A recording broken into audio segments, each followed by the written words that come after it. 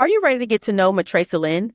Today, we're meeting with Matrasa herself. And whether you're here because you haven't heard of her or if you're already a fan, this episode is packed with insights that will leave you inspired and informed. So let's get started. Well, hello, everyone, and welcome back to The Sounds of Florida, the podcast that celebrates the incredible music and cultural heritage of the Sunshine State. I'm your host, Keisha Burchelle Webb, and today we have a special guest with us, Matrasa Lynn, who is a rising star in the country music world. Now, from an early age, Matrasa has been on a mission to become a performer and a professional country singer. Her talent, combined with her strong determination, is what keeps driving her success. Matrasa, welcome to the show. Thanks for having me. So excited to talk to you today. Thank you so much for being here. And we know that you have been in love with performing from a very, very young age.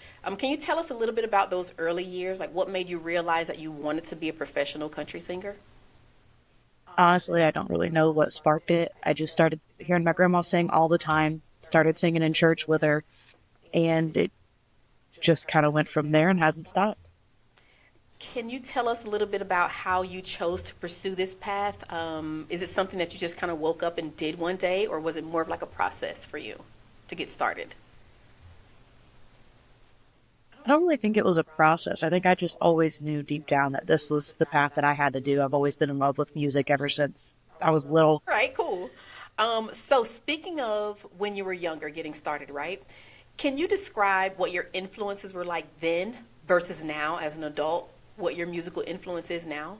I think when I was younger, most of my musical influence came from more of the 90s country, Alan Jackson, George Strait, Terry Clark, Reba McEntire. Now that I'm getting older, my spectrum has broadened a lot in country music. I'm leaning more towards the outlaw country, Waylon Jennings, Merle Haggard, Hank Jr. the third, going out to him too, the second, Josephus. How would you say that your personal background has shaped the style and stories in your music? I have written a few songs off of personal experience, but mostly I just want to write songs that people can relate to, something that they can have fun listening to. Just, it's very relatable. Yeah. And can you share with us your favorite song or album right now? There's a lot of them, right? It's like maybe what's in your car right now? What are you listening to right now? Oh, there's so many different. I listen to so many different genres. Country music, rock, a lot of sometimes classical music. I'm getting into that. Yeah, a little bit of classical music. It's recently moved to like K-pop. Ooh. Don't know how it got there, but it has. A lot of different genres, but mostly country music. And I'd have to say, my most to listen to albums right now would be Zach Top. I listen to a lot of Zach Top and Braxton Keith. They're probably my two most listened to artists as of right now. There you go. I love that. And when you're performing yourself, what messages or emotions do you hope that your listeners will take away from your music personally? I hope my audience just really know. I just write music for people to have fun, really. So I remember first seeing you perform live, and I always felt as though you seem to really connect with your audience. You're always kind of talking to them in between the sets and different things like that. What makes your live performances so memorable for you? Or what's your favorite part about your live performances? I like being able to interact. It seems like it. I like being able to interact with them and feed off the energy that I receive back from them. Knowing that they're into the show that I'm putting on, that they're enjoying it just as much as I am doing it for them. Mm-hmm. And do you have a favorite venue or favorite live place that you like to perform at? Do you prefer inside? Do you prefer bars? Do you prefer amphitheaters? Does it matter when you're performing live? It doesn't really matter because I've been to so many different places performing, and you can have so many different crowds and different energies, but I like the venues where they're definitely really into it, they're hyped up, and you're able to interact with them very easily. You just know they're having a good time. Yes, I love that. Let's talk about performing live versus performing in the studio. Is there a favorite song that you like to perform in the studio versus a song you like to perform live? Is it the same? There's definitely a different vibe between live and studio. There's a very different vibe. When you're doing it live, I mean, you can mess up. And people are like, oh, it's forgiving, it's live, it's going to happen, you're going to have your hiccups. Performing live, you're able to feed off the energy. like knowing, okay, how much can I put into this? They want to show. They're a little bit more worried about, okay, how are you going to perform this? Can we feel the emotion live? In the studio, you're a lot more reserved. It's very technical. You want to make sure your vocals are on point. You want to make sure the emotion is there while you're singing. And I've recently got into producing. So making sure that your music sounds good, you can hear the emotion in the instruments that are being played as well. Unlike live, I sometimes do karaoke tracks because I don't have a full band yet. The emotion's already there in those studio tracks. So I'm more focused on, can my voice portray the emotions that need to be portrayed? Gotcha. Love that. And so, what keeps you motivated to keep doing music, to keep doing the shows, to keep writing? What's that main motivation for you that just kind of keeps you going? Because, there's a lot of obstacles sometimes that can come up for us, not just as women, not just as artists, but just as humans living. What kind of keeps you saying, you know what, forget that. I'm going to keep going no matter what. I'm going to get up and I'm going to do that performance. I'm going to get up and I'm going to go to the studio. What would you say your main motivator is? Honestly, I don't really know. It's just in me. I've always loved music. There's not a day I can go without listening to it. I constantly have Spotify on, always have headphones on no matter where I go. It's just in my life. I remember after my accident, being in bed for like 6 months, I was like torn up. Like I wasn't able to play shows. I wasn't able to pick up my guitar and play anymore. I was still able to sing, but it's not the same just singing in your house than when you go out somewhere. I mean, I'm sure some people can relate to it, singing in your house or going to a karaoke, doing karaoke live in front of a whole bunch of people and having fun. It's a totally different feeling. Yeah. And ever since I was little, I've always wanted to be up on a big stage performing for people. I don't care about the awards or the award shows or any of that. I just want to be putting on shows and make music for people that they can relate to and know that there's some sort of security into it. Do you feel like the accident has affected your music in any way, either positively or negatively? I think it has both ways.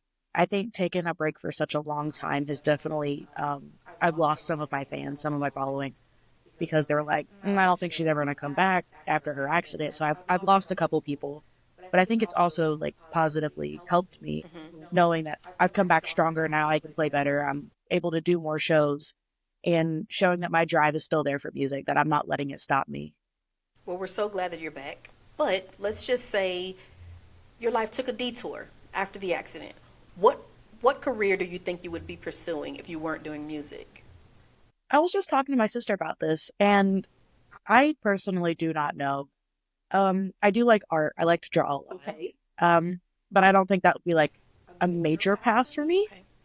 I've always been a little bit interested into law, Ooh. so a little bit law there, maybe Nice. maybe a lawyer. Awesome. But my sister thinks I would have probably been into like veterinarian, the You're an veterinary side. animal girl. I love animals very, very much. There we go. Oh, I love this. Okay, so when it comes to songwriting, do you have any particular rituals? Like the room has to be quiet. I need white noise in the background. I can only have white Tic Tacs on a tray. I need champagne. Like, do you have rituals or routines that have to be in place before you can get into the writing mode?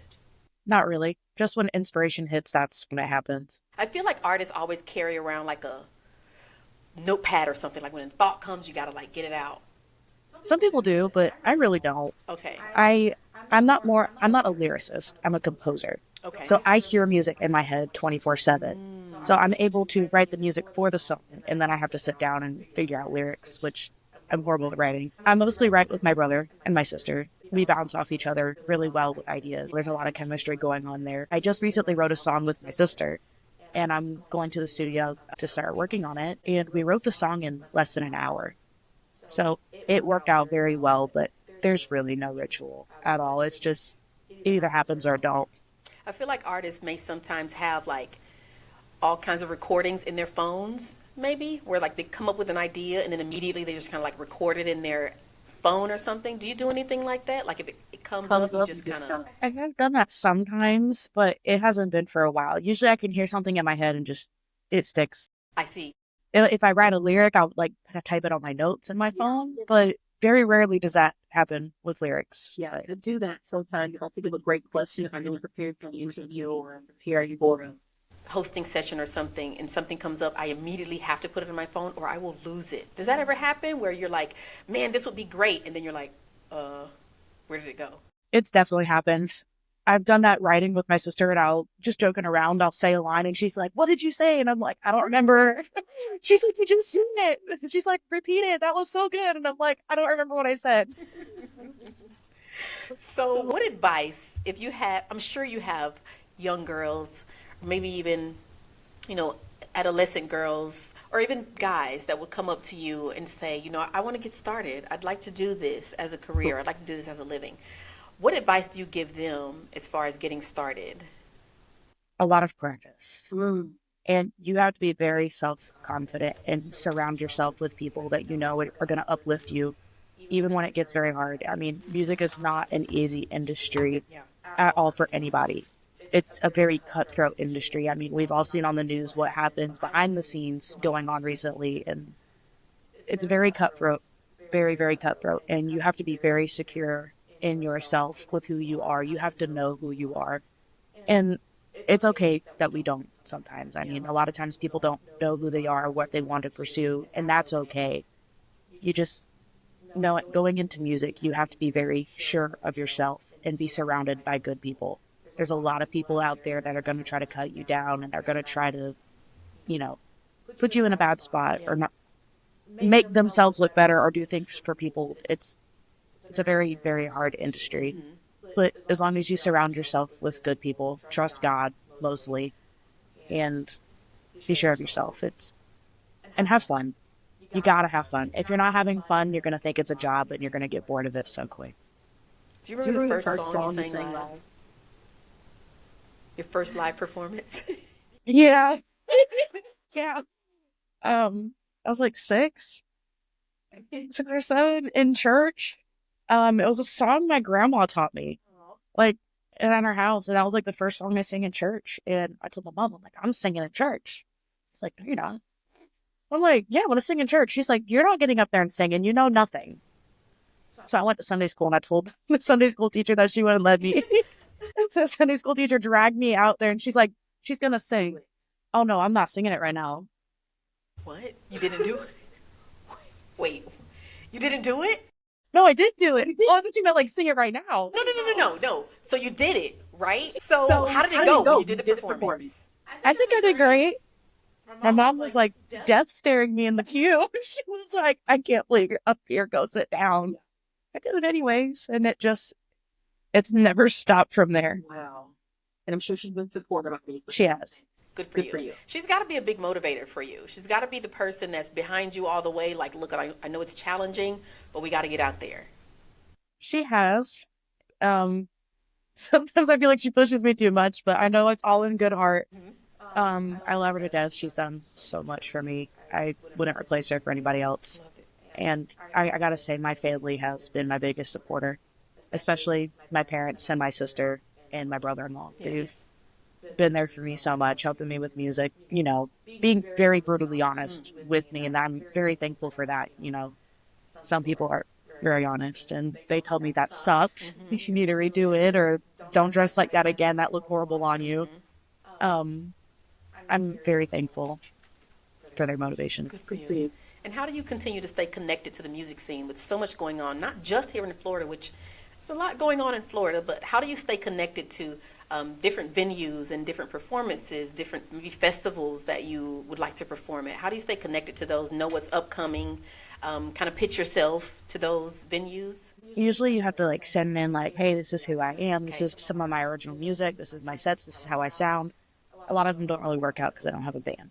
Okay. The places I want to go and the places I've been wanting to do, they're like, you don't have a band, we can't hire you.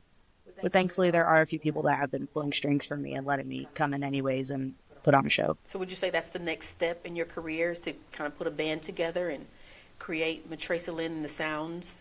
Or, it is. My next step is definitely get a band together, writing more music, getting a new album out, progressing myself even more. Good for you.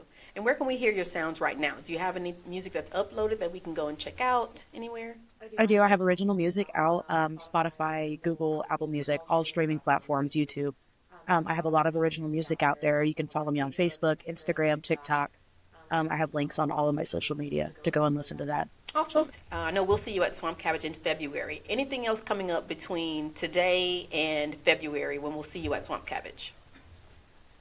I have a lot of performances coming up. I travel everywhere from Arcadia down to Everglades City. So a lot of traveling. Yes. So like I said, follow me on all social media. Anywhere that I'll be playing will be posted on there.